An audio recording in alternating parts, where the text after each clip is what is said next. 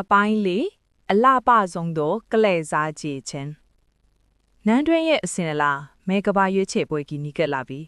ဒေဝီဟာအိုလီဗာကိုလူပုံအလိမ်မှာအဆက်ခွဲဖို့ကြီးမားတဲ့အကွက်တစ်ခုဆင်လိုက်တယ်။ပြိုင်ပွဲမှာအလှဆုံးအဝတ်စားမပြနိုင်လေသူဟာနန်းတွင်းကညီထာဝရထွက်ခွာသွားရမယ်လို့ဘရင်ရှိမှကတိဝန်ခံချက်တောင်းဆိုခဲ့တယ်။အိုလီဗာကတော့သူမရဲ့ခေတ်သစ်ဒီဇိုင်နာအမြင်တွေကိုအသုံးချပြီးမြမပိုးထိုင်တွေကိုပုံစံသစ်နဲ့ချုပ်လုပ်ဖို့စိန်ခေါ်ခြင်းကိုလက်ခံလိုက်ပါတယ်။ဒေဝီဟာအိုလီဗာရဲ့ဝတ်စုံကိုဖျက်ဆီးဖို့သူမရဲ့တပည့်တွေကိုလှုပ်ပြီးအိုလီဗာရဲ့အခန်းထဲကရက်ကန်းစင်ကိုမီးရှို့ထိုင်ခဲ့တယ်။ဒါပေမဲ့အိုလီဗာကစုံတောက်အရောက်ပြီးဒီအကွက်ကိုကြိုတင်တွက်ဆထားပြီးသားပါ။သူမဟာမီးလောင်လွယ်တဲ့အဝတ်စားအတုတွေကိုပဲထားခဲ့ပြီးဒီကဲဝတ်စုံအစ်စ်ကိုတော့လုံခြုံတဲ့နေရာမှာဝတ်ထားခဲ့ပါတယ်။ပွဲနေရောက်တဲ့အခါဒေဝီဟာရွှေကြည်တို့အနီရောင်ဝတ်စုံကြီးနဲ့မောက်မာစွာထွက်လာတယ်။သူမဟာအိုလီဗာရဲ့ဝတ်စုံမီးလောင်သွားတဲ့အထင်နဲ့အောင်နိုင်သူအပြုံးပြုံးနေချိန်မှာပဲခန်းထဲကိုအိုလီဗာဝင်လာခဲ့တယ်။သူမဟာအဖြူရောင်ပိုးသားကိုကိုလုံးပေါ်လှပအောင်ချုပ်ပြီးပလဲပတီးလေးတွေနဲ့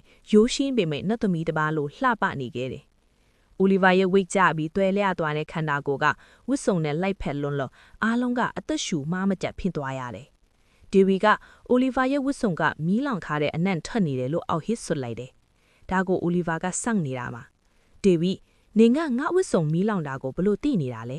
ငါအခန်းကိုမီးရှို့ဟိုက်တာနင်ပဲပေါ်လို့လူကြားထဲမှာထောင်ချောက်ဆင်မိလိုက်တယ်